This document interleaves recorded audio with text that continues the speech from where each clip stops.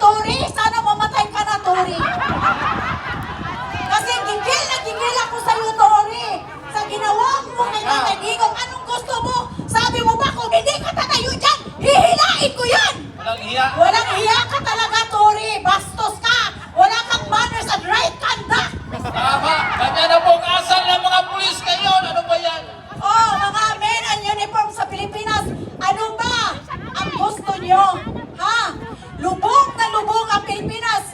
Sabi nila, mag-declare ng martial law si Bongbong Marcos. Subukan mo! Hindi kami Dahil takot! ngayon, ang halos ng mga Pilipino, kahit 3 years old, marunong nang humawak ng telepono. Dati, 1972, September 23, martial law, walang social media. Tama. Kaya kung anong gusto nyo ng tatay mo, ayan, sige, martial law. Pero ngayon, kahit anong gagawin, nasabi, huwag kayong manggulo, pero hindi natin mapigilan ang mga tao, ang mga Pilipino, dahil nasasaktan sila. Sa ginawa mo, Bongbong Marcos, bumaba ka na dyan sa Malacanang. Wala kang kwenta, wala kang Bumaba ka na! wala kang kwentang presidente. Hindi ka marunong na ipagtanggol mo ang Pilipino. Ngayon, ito lang masasabi ko sa iyo, Bongbong Marcos. Kung ano ang mangyayari kay Tatay Digong sa ICC sa Netherlands, humanda ka. Gising na ang mga tao at marami na ang nag-resign ng mga military dahil sa gawa-gawa mo, adik ka.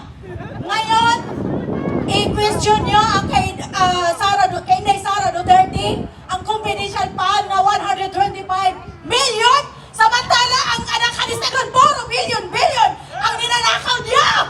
Wala kayo Magnanakaw! Ito, isa pa! Magnanakaw! Na loob, Bongbong Marcos, ang tatay mo, 5 presidente I didn't remember, 5 or 6 presidente. Bago si former Rodrigo Duterte, ang tatay mo hindi mailibing. Kung hindi si Tatay Digong, ha, Bongbong Marcos, bago na ilibing ang tatay mo, walang hiya ka. Oh my God. Kaya tayo guys, street vote, PDP laban. PDP laban. Duterte tayo guys. Duterte tayo kasi ako nagigigil talaga ako sa totoo lang. Kaya alam nyo, sinabi ko nga, yung time na yun na paghila nila kay Tatay Digong doon sa airport, alam nyo, napaisip ako, ang swerte ni Tori na dito ako sa California. Kaya kung nandoon lang ako mismo sa Pilipinas, ako na ang babaril sa kanya. Kahit makulong ako, ipaglaban ko lang si Tatay Digong. Kahit doon ako mamatay sa kulungan, basta ako na ang pumatay sa kanya mismo. Ore, ang kapal ng mukha! Ang gigigil ako. Diyos ko. Yan, Kaya, labas guys, po natin ito ang lang ating galit! pakiusap ko sa inyo, all over Filipinos. Hindi ito kay Tatay Digong lang, sa atin ito. Dahil, yun ang sinasabi ko, pag si Sara ang maging presidente sa 2028, humanda kayo, mga magnanakaw kayo, ikulong kayo, nakarikod na kayo sa book ni Inday Sara. Yes. Kaya humanda kayo lahat! Inday Sara! Yan si Martin Romualdez. Ayan, ang laki ng chat. Dahil trilyon, bilyon ang ninanakaw, walang hiya. Hindi ba kayo nahihiya? Gumagamit kayo ng pera sa pera ng bayan. Ngayon, naghihirap ang mga tao. Ngayon, nakikita ko sa social media dahil isa na rin akong vloggers.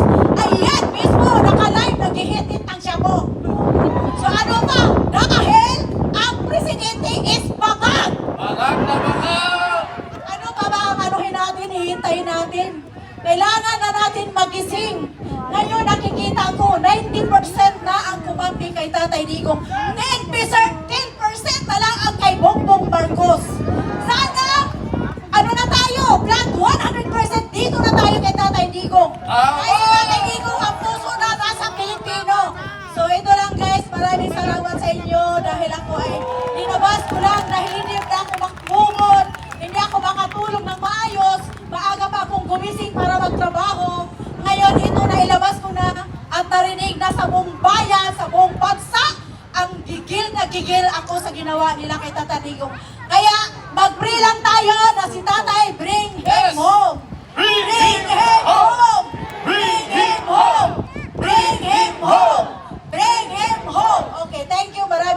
sa inyo.